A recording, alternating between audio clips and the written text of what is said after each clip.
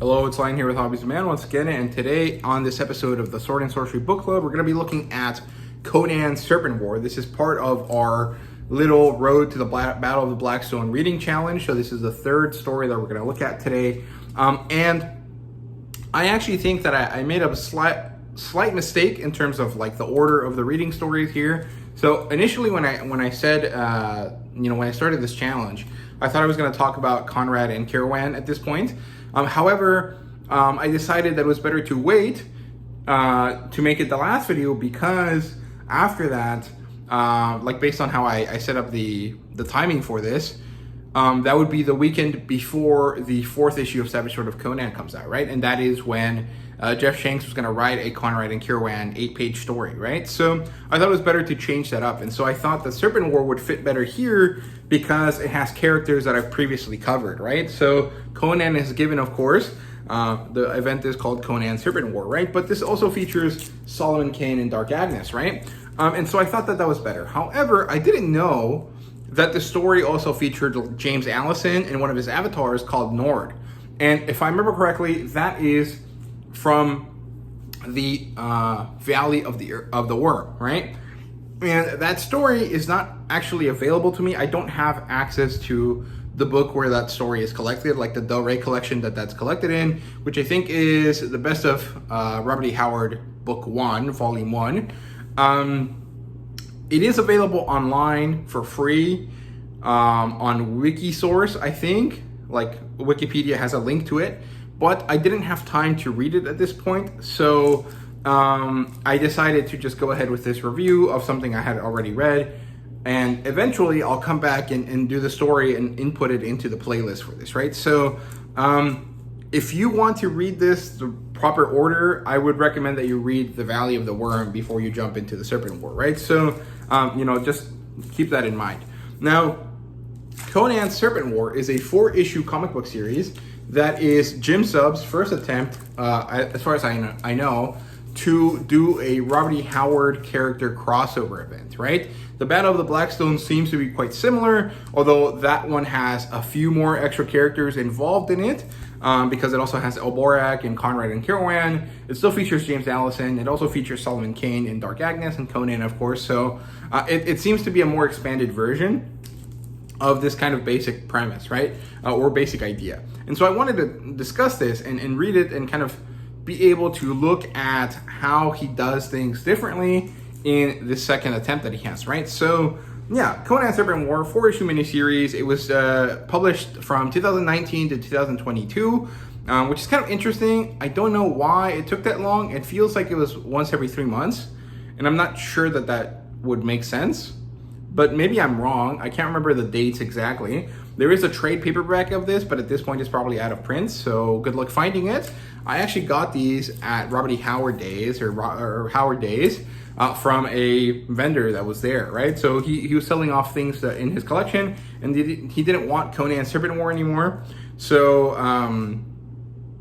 I got it from him. I think I paid like $2 per issue, which is pretty good. They're $5 issues, so I got it for less than half price, which is great.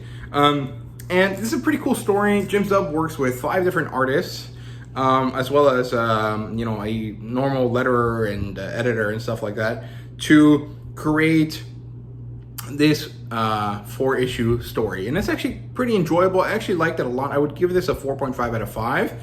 However, it's kind of hard to talk about it in an easy format or an easy way, because the way the story is structured means that you're jumping around a lot across time and space and across different locations. And so it's kind of difficult to really talk about it properly, but I'll try my best here. So issue 1 is basically an introduction type story. It shows us James Allison at the beginning. He's growing old. It's 1936. He's in Cross Plains, Texas. And the opening picture, or the opening drawing or panel, is literally just Robert E. Howard's house. Like, if you look at my video that I did, that was like a retelling of my experience at Robert E. Howard Days 2024, the picture that I used for the thumbnail is almost exactly the same as the picture that's shown here in the first issue.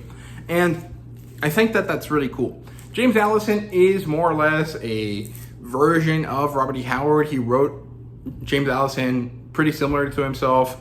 And James Allison has the special power, which allows him to look back in time and find the people that shared his soul, right? So he goes back in time and sees not necessarily his ancestors, as far as I understand it, but rather people that are somehow related to his, bloodline or his soul or whatever you want to call it. It's very similar to like the concept in Assassin's Creed, right? Where, the guy goes into the Animus and he can go back in time and through genetic memory see his previous lives. It's kind of like that, right?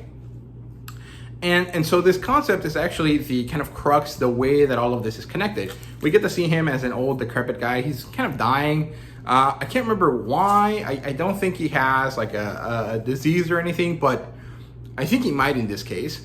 And we get to see that he's narrating the story for us. He's telling us what's happening. He's telling us about himself, how he's connected to his past lives. And then we zero in on one of them, and it happens to be Nord, who is the character in the Valley of the Worm story, right? And it tells us that Nord was part of a group of these Viking-esque men, Aesir and Vanir men, and they made it to a new place. They interacted with this group of people that they called the Picts, although my understanding is that they weren't actually Picts. They were like Native American type people, but that's not really here or there. For whatever reason, his people are all slaughtered by an evil beast. But Nord initially thinks that it's Satha the Serpent, right? The god, going as his avatar, Satha the Serpent. He goes to kill it, and then from there, he goes off to do something else. However, at this point, we get to see that a new voice joins the narration, and this new voice is darker, more sinister, it's kind of evil, and we kind of get this really fun, cosmic entity horror type thing, right? Very, Cthulhu-esque. And it turns out that this thing is the worm, W-Y-R-M, right? And the worms in general are like serpentine dragon type creatures, right? In this case, it's more like a space, millipede. And it's really creepy and disgusting, and it makes me really uncomfortable, but I like it. I think it's really cool. And this thing has connected itself to him. And we later find out that that's because when Nord killed or tried to kill the worm with Satha's venom in his story, he actually made a way for the worm to connect to all of his lives, right? And so this web of souls or of existences that are all connected to James Allison were connected to the worm as well. And so the worm has now found the right moment to attach itself to James Allison and is using this to weaken and destroy the presence of Set, the serpent god, across this universe or across this plane of existence so that he can take over, right? However, this is a problem, and this is not good.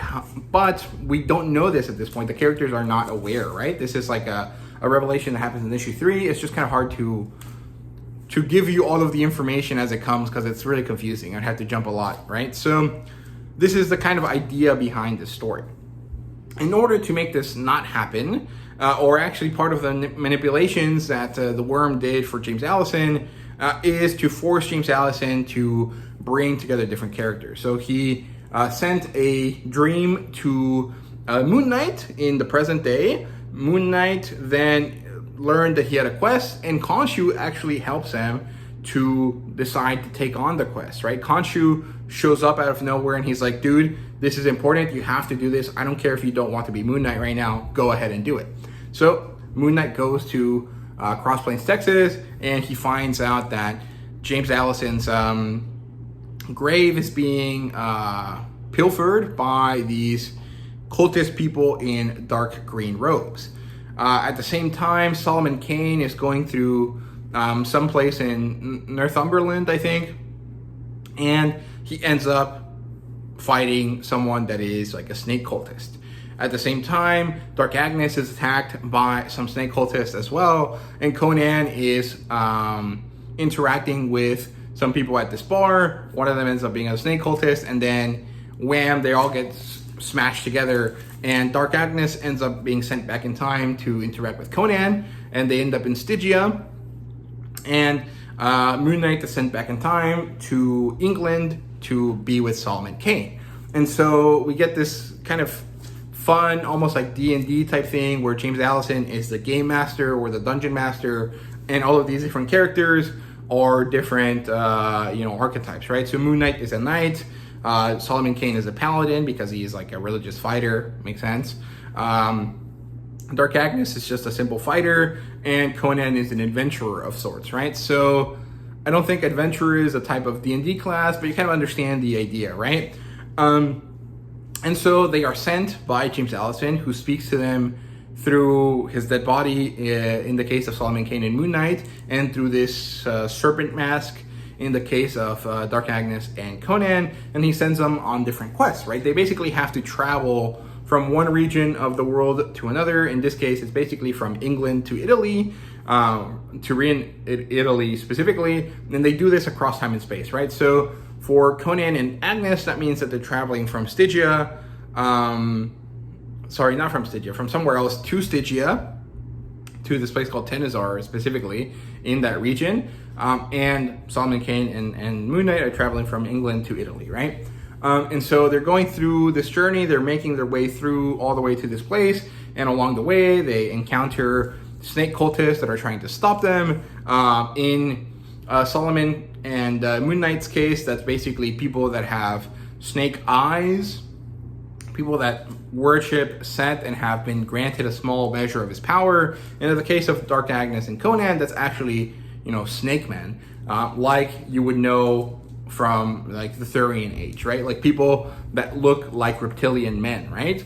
And it's kind of funny because they're green and have pointy elf ears, and they almost look like Kree or Skrulls, I think. Actually, they look like Skrulls from Marvel. So I wonder if during these times when Conan was crossing over with the Marvel characters, they ever made that, comparison where the snake people of Set were actually just like Skrulls that ended up on Earth long ago. That'd be kind of fun and interesting, but I don't think that they did. And they eventually managed to make it through. They slowly chip away at Set's power bases and places of worship, and in doing so weaken Set's presence on the world at large, right? And they're doing this across time and space because the gods don't actually function in a linear timeline. They function at all times, everywhere, all at once, right?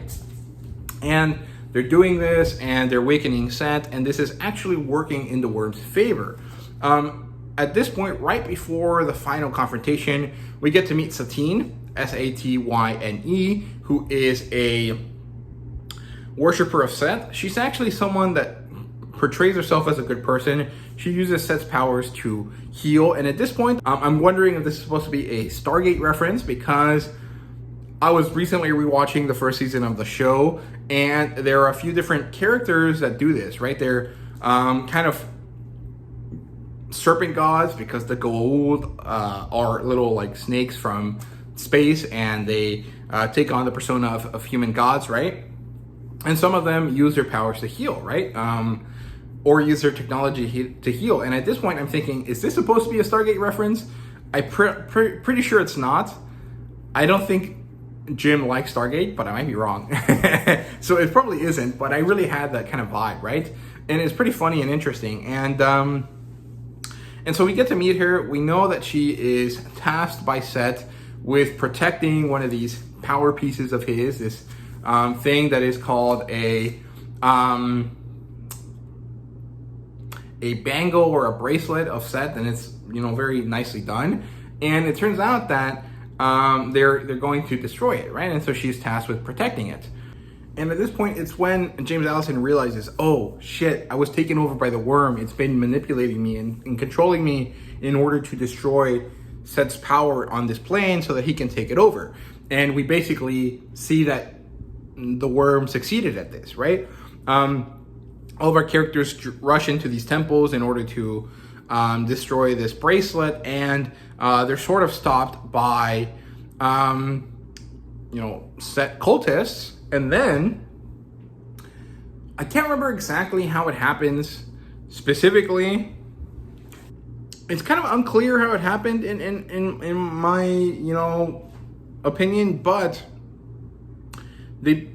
Conan Conan and Mark, from the two different periods of time, are sent to the god plane. They interact, they're kind of fighting, then they realize that Khonshu and Set are fighting.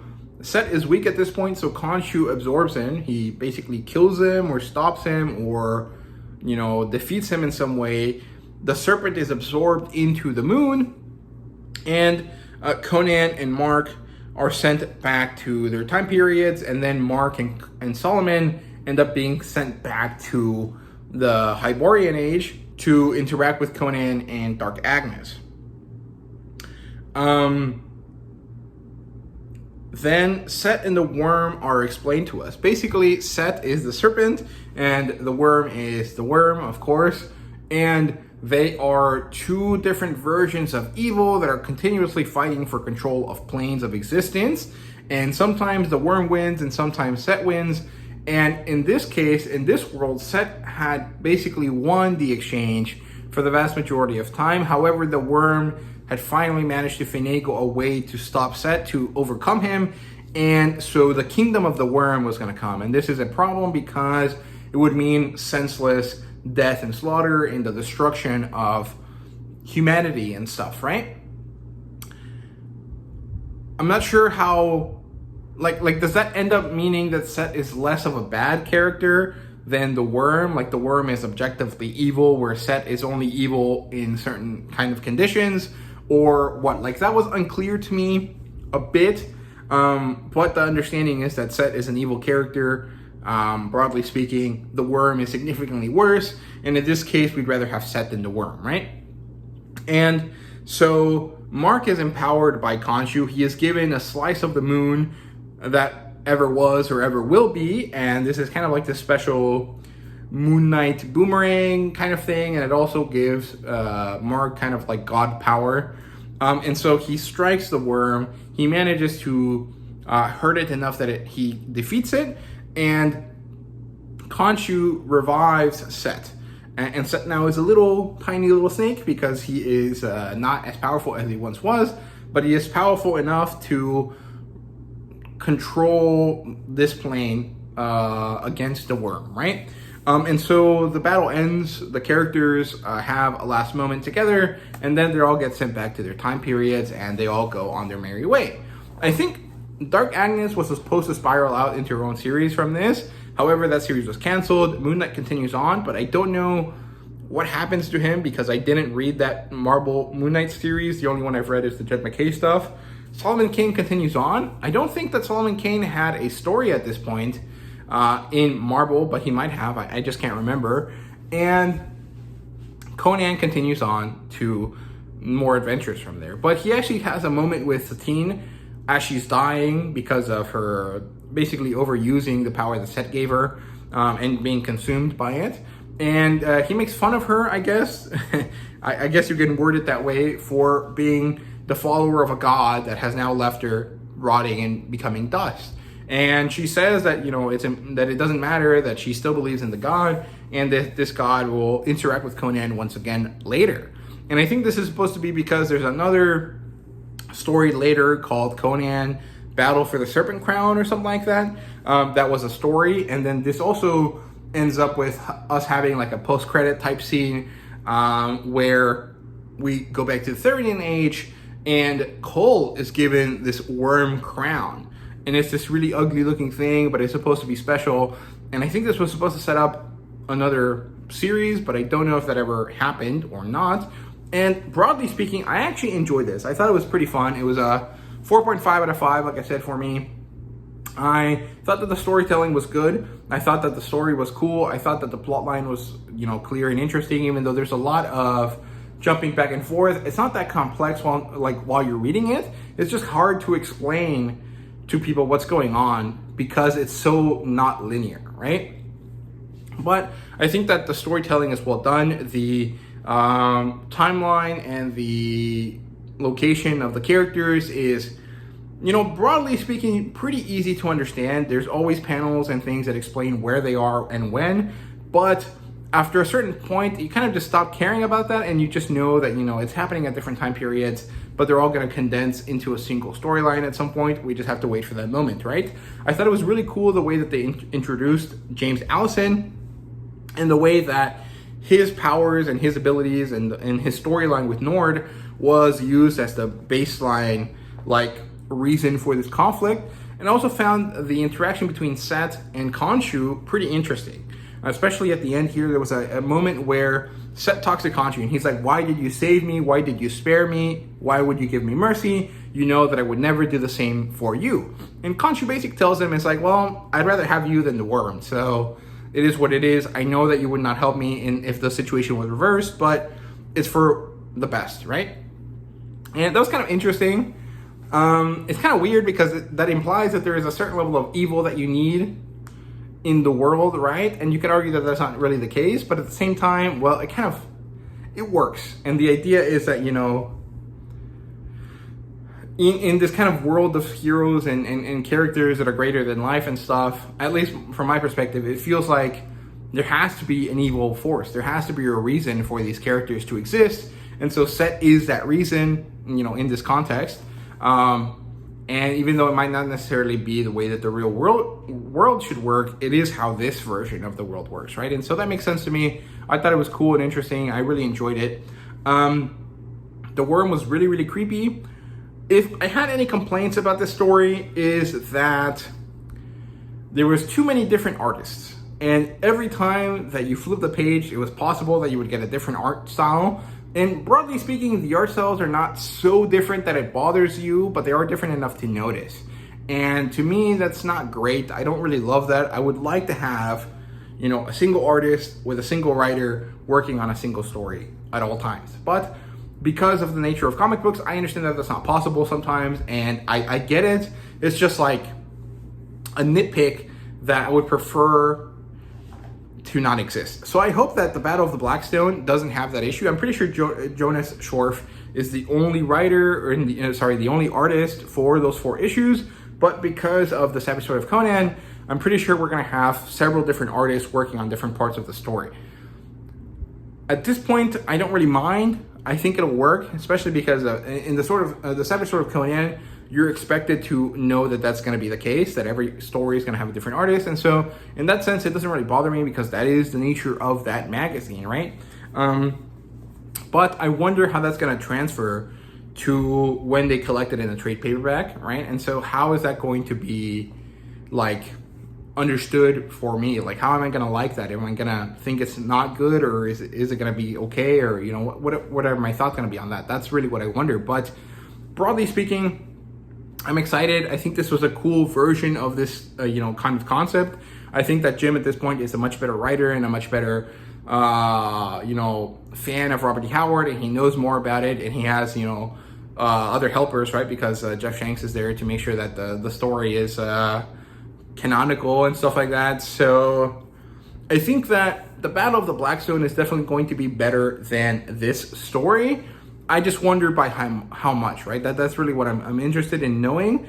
And I'm curious how they're going to balance out twice as many characters, because in a standard crossover, you usually end up feeling like, the pacing was a bit off, or the characters didn't get enough time to shine, or that the story ended a bit too quickly, or, all sorts of different types of things, right? And that's usually because there's a lot of characters all working together to do things, and sometimes you just have to hand wave away issues so that the story can flow smoothly. And there was some of that in this case. Some of the story elements, especially at the end, felt very hand-wavy. It's like, okay, suddenly, even though the worm is the big monster and he's like this giant, dragon space worm thing that's gonna devour the world, all it took was one single slice from Mark Spector to kill it, and then the world was established. Like, I feel like there could have been more issues, especially one that really dealt with, the fact that the worm was a problem. It works. It ended up finding a way to feel satisfying, even if it's not necessarily the most satisfying, right? There's only 4 or 5 characters here. In the Battle of the Blackstone, it looks like there's going to be at least 7 characters, right? So I'm curious to see how Jim's going to be able to balance that. Maybe the story is longer, like the issues are slightly longer than these ones were. I'm not really sure. So I'm a bit worried. in that sense, but I'm also very sure that Jim will be able to balance it out and make sure that it works properly. I'm just really curious to see how, right? Like, I'm very excited about it. So yeah, those are my thoughts on this story. Like I said at the beginning, I recommend you read The Valley of the Worm before you read this. It's not necessary because the story is condensed and explained to you in this, but I think that you'll probably get a better appreciation of the first 2 or 3 issues if you read The Valley of the Worm before you read this than I did, not having read that story beforehand, right? So, yeah, that's it for this episode of Sword and Sorcery Book Club. Next episode should be a review of, let's see, the Elborak story, The Daughter of Erlich Khan. Yeah, that's basically it. I hope you guys enjoyed this video. Let me know what you thought down below. Thank you guys very much for watching, and see you guys later.